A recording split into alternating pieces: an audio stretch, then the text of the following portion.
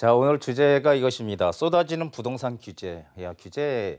규제가 정말 많이 나오는데요. 이번에도 만약에 약발이 안 맥히면 분양가 상한제가 이제 약발이 안 맥히면 또 이제 규제가 나올까요, 안 나올까요? 네, 또 나올 겁니다. 그렇다면 거기서 조금 뭔가 자극을 줄 수 있는 거는 이제 뭐 딱 하나 남은 것 같은데요. 재건축 연한을 30년에서 40년으로 넓히자. 그런데 제가 판단하기엔 그것도 역시 단기간에 효과밖에 없을 것이다. 자, 쏟아지는 규제, 집값 잡을 수 있을까? 이런 주제입니다. 서울 집값 상한제 발표에도 아랑곳 없이 20주 연속 상승세는 지속 중이다. 이런 기사가 나왔습니다. 20주 연속 상승. 그렇죠? 지금 한 그러니까 5주, 20주면 5달 가까이, 5달이죠. 예, 상승세를 이어가고 있다. 자, 정부의 고강도 압박에도 전국 집값은 반대로 상승한다. 이 규제의 역설이라고 하는데 규제를 계속 내놓게 되면 반대로 반대급부가 더 커진다라는 얘기죠. 그래서 이 상승세가 지금 지속되고 있다. 규제의 역설이 지금 나오고 있다. 이런 얘기를 드리고요. 아파트값 변동률 추이해서 이 초록색이 서울, 빨간 게 지방, 파란 게 전국 이렇게 해서 보면은 뭐 보나마나 다 오르는 쪽으로 지금 가고 있잖아요. 예, 그래서 지금 시장은 어쨌든 그런 규제 대책에도 불구하고 상승 국면이다. 제가 뭐 몇 년 전부터 계속 얘기했지만 이 규제에 의해서 시장이 꺾이지 않는다는 얘기 많이 드렸죠. 많이 기억나시죠? 예, 규제에 의해서 시장이 꺾이지는 않는다. 단지 단기간에 효과만 있을 뿐이다. 지금 정부 들어와서 2년 6개월 동안 규제 대책이 그렇게 많이 나왔지만 실제로 그 규제 대책의 효과는요. 최고 길어봐야 6개월밖에 못 갔다는 거 다들 기억하고 계시죠? 자, 그렇다면은 왜 부동산으로 돈이 몰릴까라는 겁니다. 왜 부동산 쪽으로 자꾸 돈이 몰릴까? 예, 이게 참 아이러니합니다. 규제가 많은 왜 부동산 쪽으로 돈이 많이 몰릴까? 자, 그것은 제가 늘 얘기하지만 유동성입니다. 유동성이라는 거는 이 돈이 시중에 많이 풀려 있다는 겁니다. 돈이 시중에 많이 풀려 있기 때문에 이게 지금 부동산 시장으로 돈이 많이 몰린다. 왜 돈이 부동산 시장으로 몰릴까요? 이 돈이 우리 경제가 잘 활성화가 잘 돼서 경제가 이렇게 번창을 하게 경제가 상승을 하게 되면은 경제가 좋게 되면요. 이 돈들이 유동자금이 지금 한 1200조 된다 그러죠. 예, 유동자금이 어디로 가요? 경제의 각 분야별로 투입이 되는 것입니다. 그런데 지금 경제가 워낙 안 좋으니까 그런데 돈이 들어가면 손실이 나잖아요. 그러니까 이익이 날 수 있는 쪽으로 돈이 흘러간다는 겁니다. 유동성은 돈인데 이 돈의 속성은 뭐예요? 이익이 많이 나는 곳으로, 이익이 극대화되는 곳으로 돈은 흘러가더라라는 얘기입니다. 유동성 때문이고요. 자, 그래서 미국을 비롯한 이게 하나의 전체적인 흐름을 봐야 되는데 지금 미국도 뭐 계속 그 미국 대통령이 기준금리 더 내려라 지금 그러고 있고요. 마이너스 금리 유럽, 일본을 비롯한 전 세계가 지금 오히려 더 내리는 쪽으로 지금 기준금리를 내리는 쪽으로 방향을 계속 잡고 있다는 겁니다. 예, 그래서 부동산이 이 실물 자산 기준금리가 내려가면 유동성이 커지기 때문에 돈의 가치가 떨어지는 거잖아요. 이 돈이 많이 시중에 돌면은 그럼 인플레이션이 생기는 거죠. 예, 그러면은 인플레이션을 방어하기 위해서 이 부동산 쪽으로 돈이 간다. 부동산하고 또 뭐 있어요? 금, 골동품 같은 곳으로 돈이 흘러간다는 겁니다. 자, 국내 경기 계속 하강 지속되고 있다. 예, 그래서 올해 과연 2%대 성장을 하는 2% 성장을 하느냐? 이것도 상당히 좀 의문이죠. 그래서 서울 주택 시장은 어떻게 돼요? 이 1200조 유동성 자금이 지금 몰리고 있다. 어디로? 안전자산의 대표적인 건 금이죠. 예, 그래서 이런 안전자산 쪽으로 그래도 이익을 가장 많이 내봤던 부동산 쪽으로 돈이 흘러가더라 얘기죠. 주택 가격이 오르는 단순한 이유. 제가 단순하다고 얘기를 강조를 했던 이유가 뭘까요? 예, 수요에 비해서 공급이 적다는 것입니다. 우리 항상 이거는 중학생만 되면 다 아는 얘기죠. 수요와 공급에 의해서 가격이 결정이 되더라. 이건 너무도 유명한 얘기입니다. 그래서 공급이 부족한 지역에 공급이 부족한 지역인데 수요가 많다면 어떻게 돼요? 가격은 오르는 거잖아요. 그래서 주택 가격이 오르는 단순한 이유는 바로 이겁니다. 수요 공급에 의해서 결정이 된다는 얘기죠. 반대로 수요는 없는데 거기다가 공급을 많이 하게 되면 어떻게 됩니까? 그러면은 미분양이 나는 거잖아요. 예, 이게 뭐 너무도 당연한 아주 단순한 논리입니다. 자, 그렇다면은 정부가 이런 사실을 과연 알까요? 모를까요? 예. 수요가 많은 곳에 예, 공급을 많이 하면 가격이 안정된다. 이거 모를까요? 수요가 많은 지역에 공급도 많이 해주면요. 안정되는 겁니다. 주택 가격이. 그렇죠? 워낙 물건이 없는 지역이라면 부동산 이런 주택이 부족한 지역에 수요가 많이 몰리면 가격이 오르게 돼 있잖아요. 서로 경쟁을 하기 때문에 이 공급이 없기 때문에 그럼 많이 물량 늘려주면은 안정되겠죠. 그것을 왜 정부는 지금 안 하고 있을지 궁금하죠. 자, 그러나 이 정부가 가격과 공급, 이 가격도 얼마 기존 주택의 기존의 아파트 가격에 얼마 이상 싸게 분양을 해라.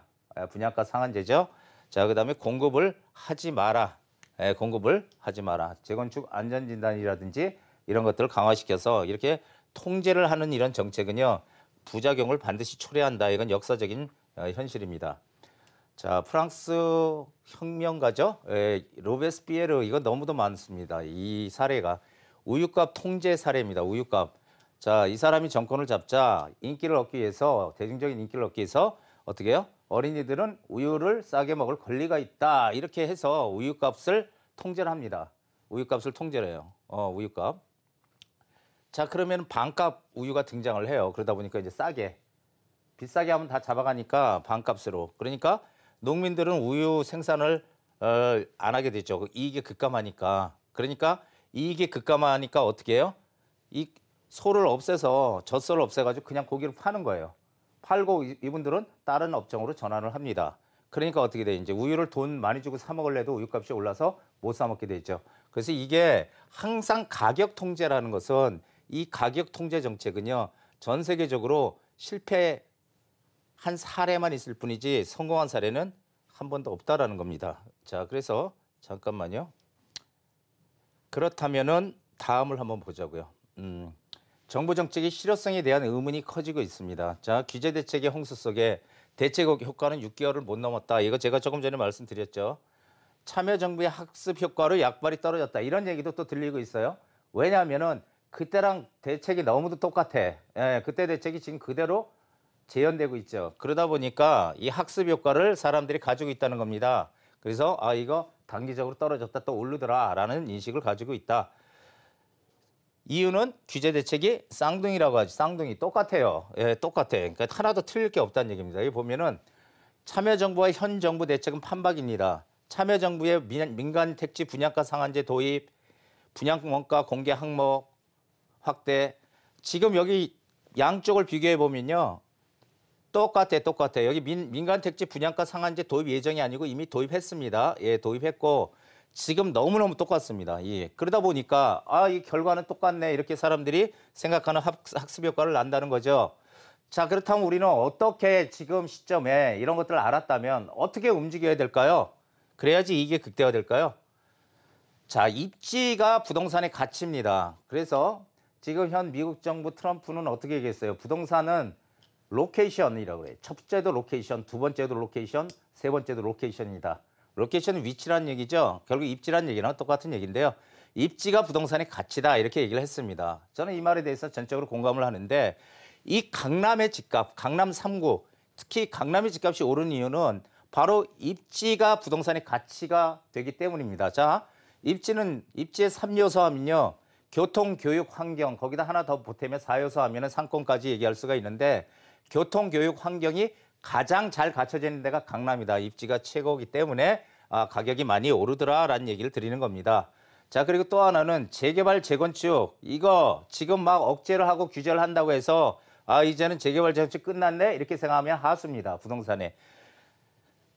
우리는 이럴 때일수록 이 도심에 공급할 수 있는 유일한 방법, 서울에 공급할 수 있는 유일한 방법, 재개발과 재건축밖에 없어요. 빈 땅이 없기 때문에. 그러면 그 재개발, 재건축은 결국 어느 순간에는 진행이 될 거란 얘기입니다. 그러면 우리는 30년이 거의 다 됐거나 30년이 넘어서 이제 곧 진행할, 규제가 좀 풀어지면 진행할 초기 단지가 뭐 안전진단을 통과 안 한 단지들, 이런 단지들을 일단은 우리가 관심을 가지고 봐야 된다는 얘기입니다.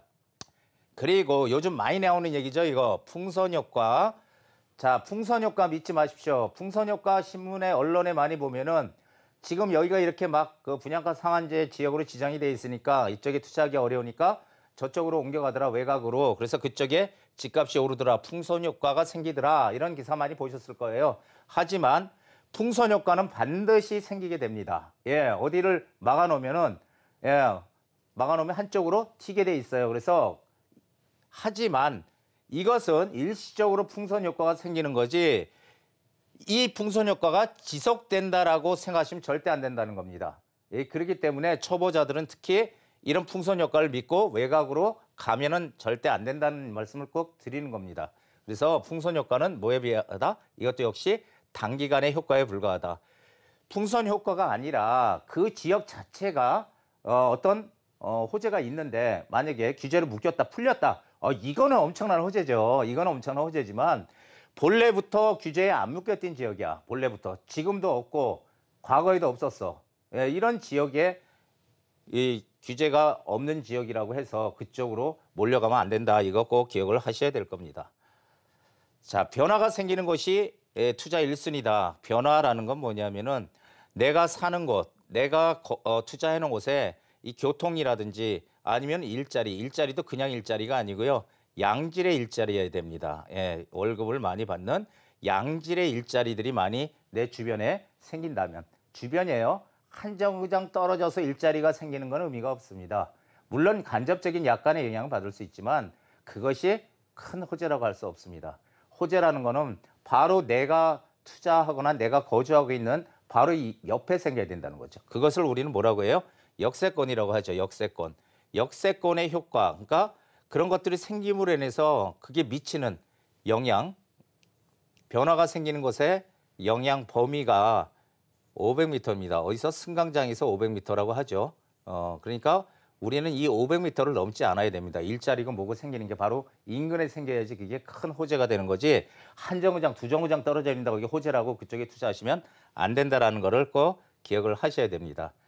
자, 마지막으로 인서울이 아닌 서울 어디가 중요합니다. 예전에는 우리는 다 인서울 했잖아요. 무조건 서울에 들어가야 된다. 이제는 인서울이 아니고요. 서울 어디에 들어가야 되느냐. 이것이 지금 앞으로의 화두입니다. 여러분들도 제 방송을 보시고 항상 이런 기준을 가지고요. 투자의 우선순위를 정해야 된다. 이런 얘기를 드리는 겁니다. 자, 인생이란 결코 공평하지 않다. 이 사실에 익숙해져라. 빌 게이츠가 얘기했습니다. 마이크로소프트 창업자죠. 너무 유명한 부자죠. 부자의 말은 좀 또 들을만 해요. 인생이란 결코 공평하지 않다. 야, 맞습니다. 인생은 절대 공평하지 않죠. 누구는 돈 많다고 또 맛있는 데 가서 먹기도 하지만 돈 없어서 맛있는 데 못 가는 사람도 있잖아요. 그래서 투자도 역시 마찬가지로 공평하지 않습니다. 어디다 투자는 했는데 어떤 사람들은 많이 벌고 어떤 사람들은 못 벌어요. 항상 그렇게 존재하게 돼 있죠. 누구나 다 돈 벌지는 않습니다. 부동산도 마찬가지고. 자, 저희 부동산 카페가 여러분의 나침반이 되어드리겠습니다. 항상 열심히 시청하시면 여기서 어떤 투자 해법을 반드시 얻을 수 있을 거로 확신합니다. 자, 오늘 여기까지입니다.